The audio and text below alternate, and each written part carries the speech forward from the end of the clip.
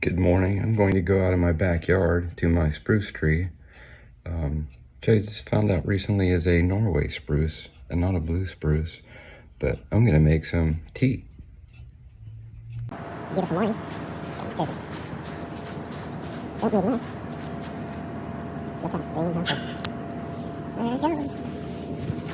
Let's go in the kitchen. Doesn't that just look delicious? Let's go in my messy kitchen. Got my tea kettle. You know what? We're gonna go right in here.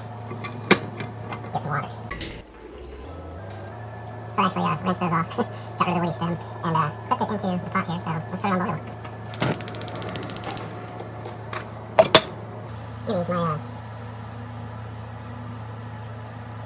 clear teacup. And strainer here. The needles out of my cup. I would make the argument, and I'm going to, that I didn't plant this tree. It was here when we acquired the property. So my taking a cutting from it is foraging. I think so. This guy does not whistle very loud.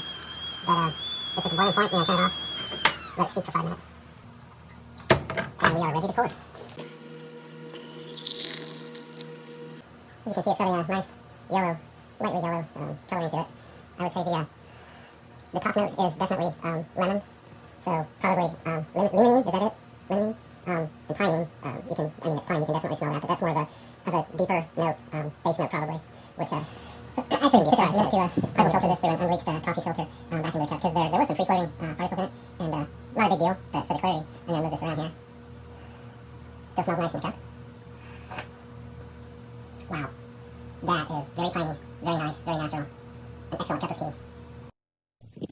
You've got to see this. As this has been warming in my cup, it's just naturally taken on a deeper hue of a rich sort of salmon pink color. I did not add any coloring to this, it just naturally did it in the cup as it was cooling off. And it still tastes very nice. There's some sweeter notes, and I did not put any kind of sugar or any kind of flavoring in this, and it's just acquiring its own sweetness.